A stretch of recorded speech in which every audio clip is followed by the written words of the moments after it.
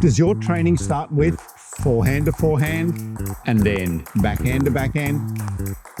I want you to start to think about broadening your horizons here on that warm-up. I want you to start to think about, if you can, what about just hitting the ball on the table? If you think back to when you started playing table tennis, and if you see kids when they get on the table and just have a hit of table tennis, what do?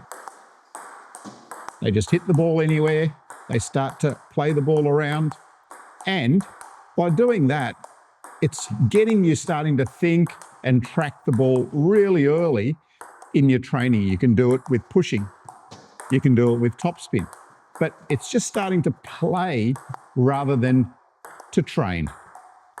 And by playing, we're going to start to increase the way that we're watching the ball and tracking the ball all the way through the rally. It's going to get you ready to train much quicker. Give it a try.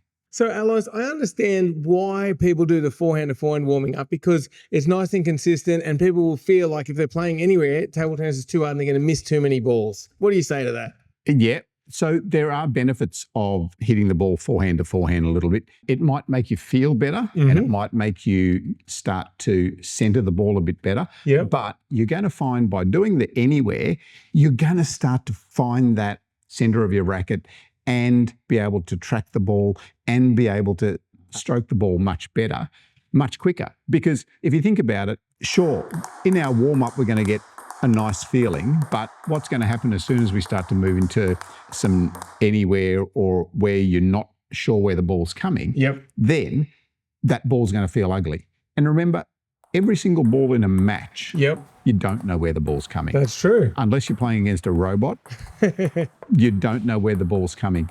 That's what you're training for. You're training to be able to play a match well, not to be able to feel good during your training session. It's certainly a lot more challenging, that warm-up.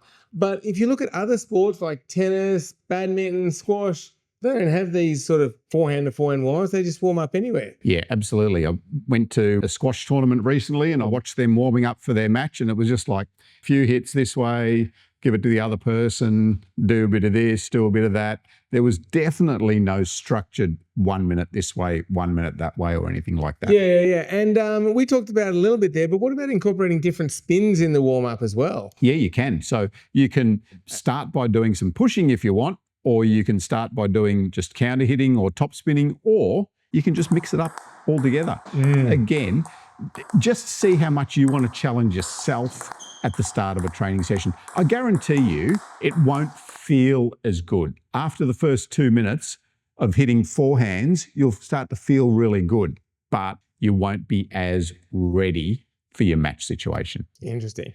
Now, another point about the tennis, I noticed their warm-up, although the start's not very structured, after a while they both do serves, but not to each other, so they don't practice the return of serve. But yeah, should we do some serves in the warm-up, or are we more about the hitting?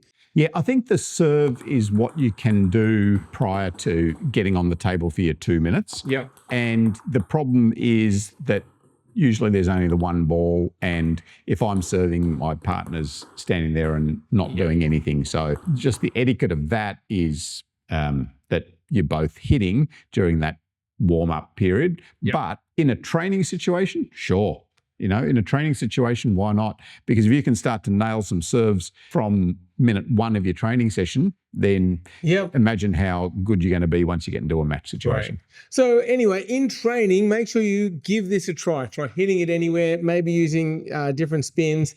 In a game situation, it's going to be a little difficult, Alois, because if you're in a tournament, the etiquette really is go forehand to forehand, backhand to backhand. Absolutely, yeah. But I want you to give it a try, and I want you to comment below, and I want you to tell me how ugly it felt, because I guarantee it will feel ugly, but I also want you to tell me how quickly you started to feel like you were in a match-ready situation. They're the two things. Did it feel ugly? I guarantee it will. But did it get you quicker to where you want to be for the rest of your session? That means that instead of training for 2 hours, you can train for 1 hour and 40 minutes and get the same benefit. I can go 20 minutes down the road, put my feet up, and I'm happy. Brilliant. Thanks for watching, and leave a comment.